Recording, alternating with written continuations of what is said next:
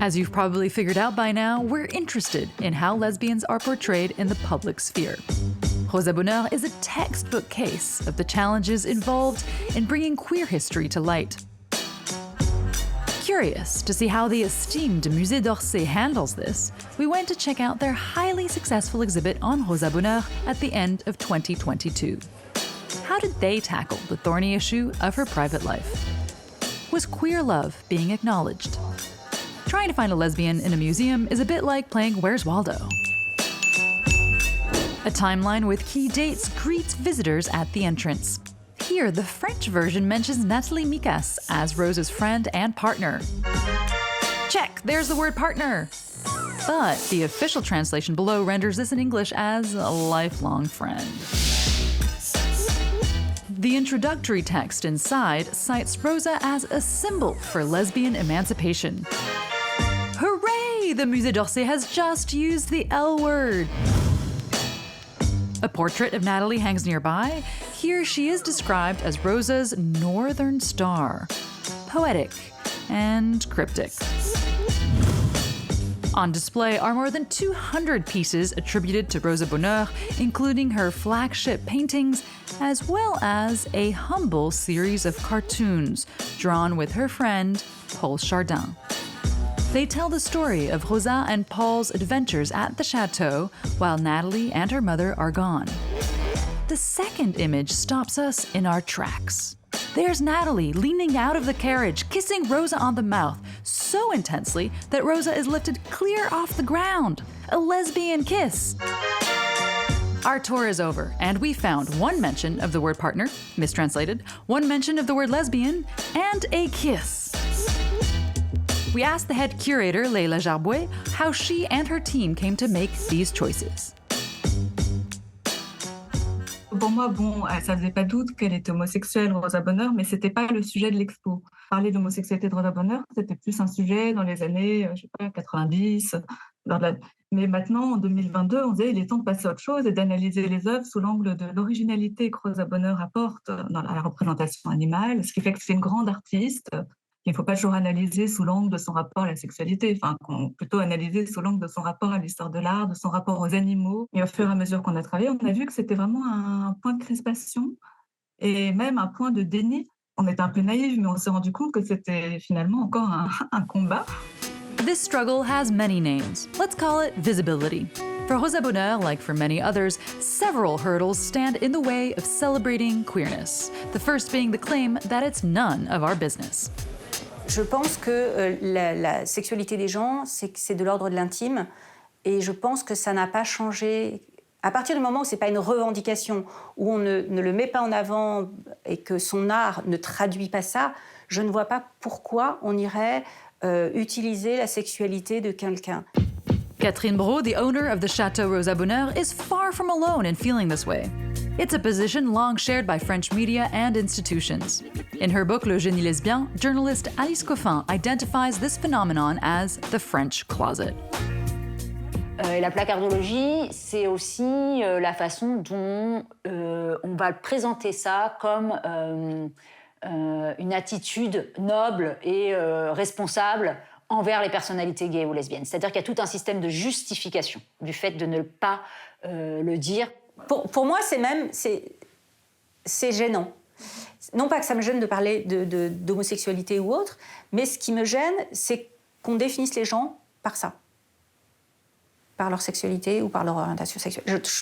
Moi, ça ne me viendrait pas à l'idée du tout. Il y a toute cette notion en France d'universalisme, de citoyenneté, du fait qu'on devrait tous et toutes être absolument pareils et que finalement, là encore, ça serait comme nuire, délégitimer une personnalité, notamment artistique, que de la placer dans une catégorie. Donc là encore, si on leur accorde une bonne foi, le fait de ne pas vouloir dévaloriser finalement une autrice en la plaçant dans une catégorie qui serait la catégorie lesbienne, et comme si, finalement, le fait d'être lesbienne nous empêchait d'avoir un discours universel, alors que, évidemment, pas du tout. Donc c'est ce point-là qui fait très souvent que, je pense, dans le discours français, on masque, en fait, toute appartenance, tout vécu particulier. Mais je trouve ça tellement, tellement terrible de réduire les gens à ça. C'est pas vrai que c'est anodin pour une personnalité. Elles sont pas si nombreuses justement à être de manière très explicite en couple, avec leur compagne et tout ça, et pourtant ça n'est absolument pas dit, comme si ça n'était pas un élément fondamental. Donc il y a toujours cette volonté de dissimuler et de faire comme si de toute façon ce n'était pas une information, que ça relevait de la vie privée, ce qu'on ne retrouve pas du tout appliqué évidemment aux personnalités hétérosexuelles, où là ça paraît très important de signaler qui est leur époux, qui est leur épouse. There's a name for this kind of phenomenon. It's called the double standard. Dans l'histoire de l'art, en plus, c'est tellement fondé sur des histoires d'amour, de couple, etc. Enfin, on n'a aucun problème à dire que Frida Kahlo et Diego Rivera étaient ensemble. Je prends un cas un peu extrême parce que c'est deux peintres, etc. Mais voilà, l'histoire d'amour et de couple et de relations, et ça infuse l'histoire de l'art en général. Mais c'est comme ça partout. C'est comme au travail, il y a beaucoup de gens qui disent non mais j'ai pas besoin de savoir que ma collègue est lesbienne. Sauf que mec, t'as la photo de ta petite famille hétérosexuelle avec ta femme et tes 2 enfants sur ton bureau, ça pose de problème à personne. C'est la machine à café, alors t'as fait quoi en vacances, etc. Donc moi, si je fais pas mon coming out, en fait, je suis embêtée. Oui, c'est de l'intime bien sûr. Mais on sait quand même depuis les années 70 que l'intime est politique, quoi. Et c'est vrai que là-dessus, il y a des différences qui perdurent entre le champ culturel français et le champ culturel anglo-saxon. Un des exemples les plus récents que j'ai trouvé, il y a une dépêche AFP de l'agence France Presse, donc grosse agence de presse qui dicte un peu la façon dont l'information est racontée en France sur l'ouvrage, un ouvrage inédit, posthume de Simone de Beauvoir qui s'appelle Les Inséparables et qui raconte sa passion amoureuse avec son amie Zaza. Les termes sont assez explicites. Zaza qu'on retrouve à la fin des Mémoires d'une jeune fille rangée. Donc cet ouvrage était une fiction en fait, qu'avait écrite Simone de Beauvoir, mais qui réellement s'appliquait à son cas. La dépêche française, elle va parler, je crois, de l'histoire d'amitié de Simone de Beauvoir, le dernier récit retrouvé. La dépêche anglaise, c'est la même, c'est juste une traduction. Hein. Ils vont dire l'histoire lesbienne cachée de Simone de Beauvoir. Ils vont dire le mot lesbienne immédiatement. On part de la même société, on parle de l'AFP. Donc il y a bien une différence culturelle extrêmement forte entre la façon dont, dans la façon dont en France c'est fait. Moi, ce que j'essaye de faire comprendre, c'est qu'en agissant, en mettant en œuvre la placardologie, non seulement ça relève de l'homophobie ou de la lesbophobie, mais en plus ça nuit à l'exercice d'information quand c'est du journalisme, de critique littéraire quand c'est de la critique littéraire, donc c'est extrêmement problématique. Ça part en général d'une gêne, et en particulier je pense pour les lesbiennes, parce que encore plus que pour le mot homosexualité ou gay, je pense que le mot lesbienne est associé à un gros mot. C'est un mot sali par le porno, destiné aux hommes.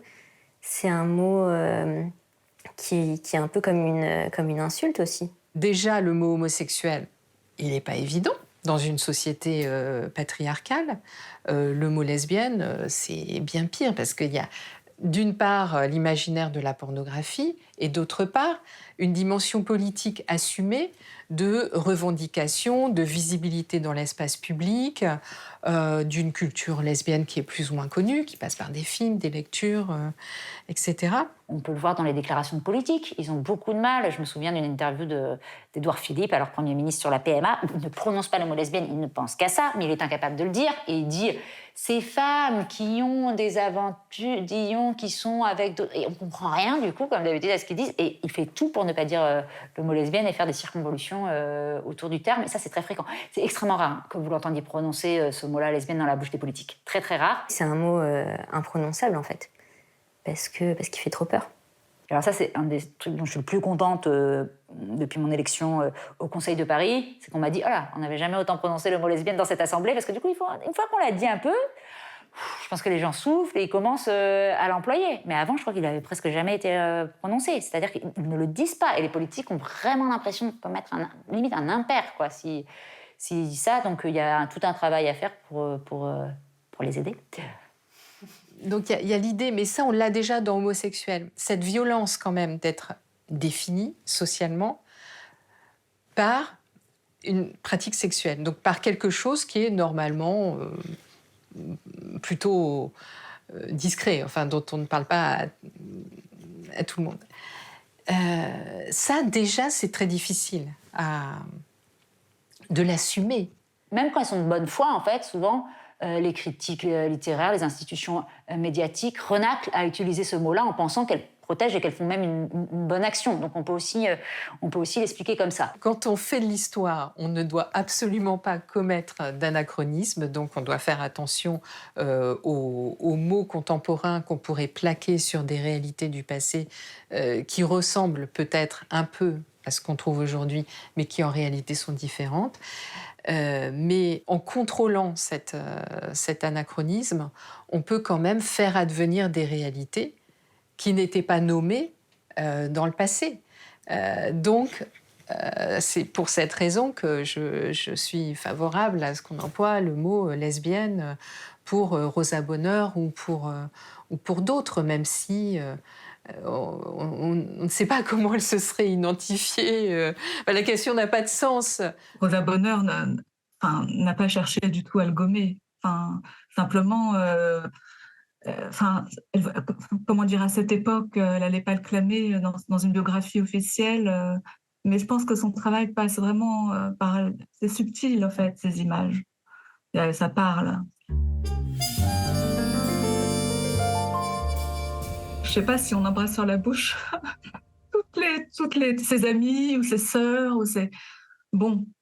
Parfois, moi, j'éclate de rire face à tout ça, tellement c'est absurde. Écoutez, arrêtez de faire semblant que finalement, c'était les meilleurs amis du monde. C'est tout le temps ça. C'est-à-dire qu'il y a effectivement ce qui saute aux yeux, en fait, est complètement invisibilisé, tu, étouffé, jusqu'au ridicule, jusqu'à l'absurde le plus total. C'est ça jusqu'où, en fait, va cette société pour pouvoir rester droite dans ses bottes et ne pas voir ce qui est extrêmement flagrant. For the Musée d'Orsay, naming the obvious was not, however, a given. Even for this authority in the field, placing the word lesbian was no easy affair. On a beaucoup négocié pour adoucir des termes, pour pas qu'il y ait un déni. Là, on est obligé de le dire dans le texte d'introduction, on est obligé de le mettre dans l'introduction du catalogue, quoi. On est obligé vraiment de l'affirmer, tout en restant diplomate, parce qu'on voulait quand même que le catalogue bénéficie des archives du château, des photographies, justement. Et donc, c'était un travail délicat, parce que c'est aussi le travail d'un musée, c'est de réussir à faire dialoguer différents interlocuteurs qui ont des visions différentes. You may have assumed that by 2022, the struggle for representation is long over. Think again. Ça prouve qu'il y a encore du travail à faire pour la tolérance et la reconnaissance aussi des lesbiennes. In our next and final episode, we'll explore what it means to be visible in the public sphere and why it matters.